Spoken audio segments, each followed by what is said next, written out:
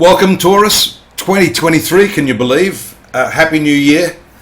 I wanted to talk about some basic principles this year, just to get the background of what's going on.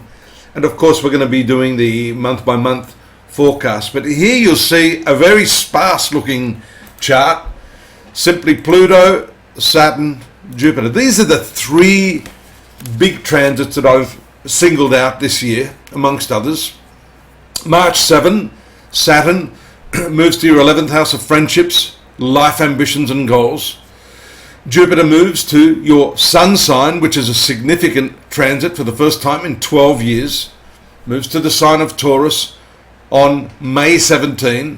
And Pluto on March 23, very near to the date of that transit of Saturn, moving here into your 10th house of profession, career, and also ego identity in the development of one's own self. So what does it all mean?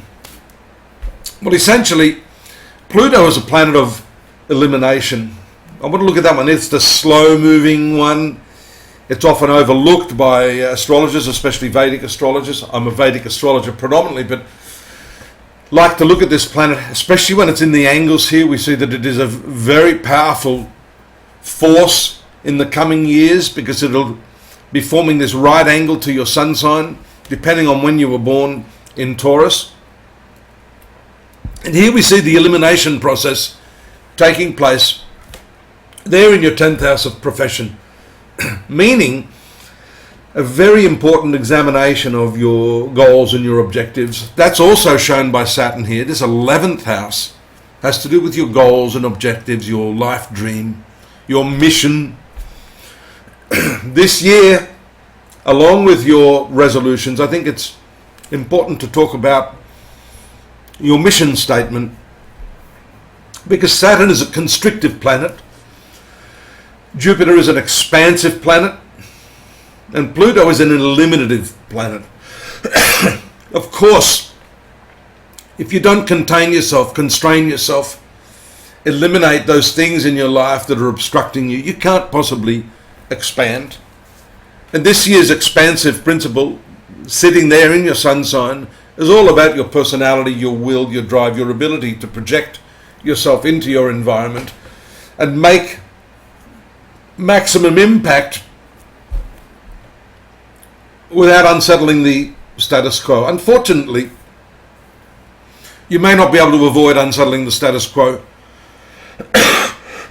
especially after the commencement of the second quarter, when we see this eliminative force making a very, very powerful impact on your career, the nature of your relationship with employers, and finding that the work that you've done previously is no longer serving you. That is why Saturn here is more than likely constricting your dreams. You're realizing to some extent that the trajectory that you've been on is not necessarily working to fulfill your destiny. What is your destiny? That's the question. What is it that makes you feel great? What is it that you're passionate about?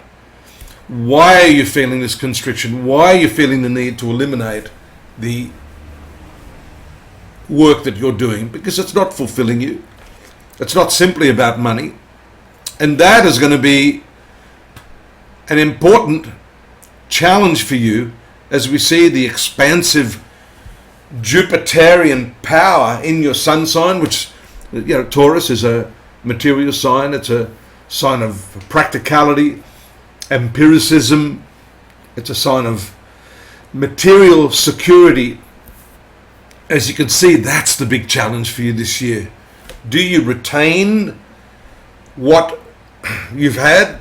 You see, the sign of Taurus and Aquarius, where we find Pluto of fixed signs. It's very hard to move out of those habitual patterns of living, habitual patterns of work, which is this 10th house. And that really defines, to a large extent, who you are.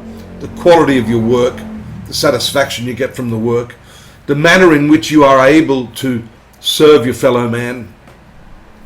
These are the themes that are tied in this year for you, Taurus. And don't forget too that Pluto has strong rulership over your 7th house of principal relationships.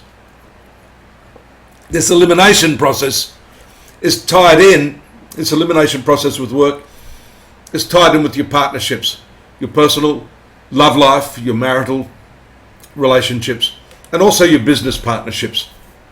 Well, we can see that connectivity here, Pluto moving to your 10th house of career. So very, very important principles this year. We're going to be studying that as an overall pattern.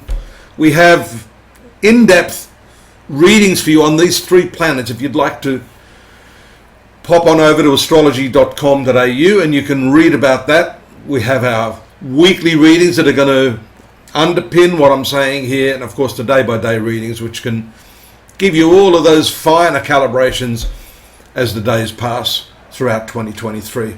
I welcome you to drop me a line if you'd like a personal reading. That's really where it's at. We can have a look in detail at where you're going. And I hope to hear from you. I hope it's going to be a great year for you. Let's work on this together and study it over the coming months to see that you can really maximize your opportunities in the coming 12 months. Don't forget to subscribe. Hit that button. I'll see you in February. Bye-bye for now.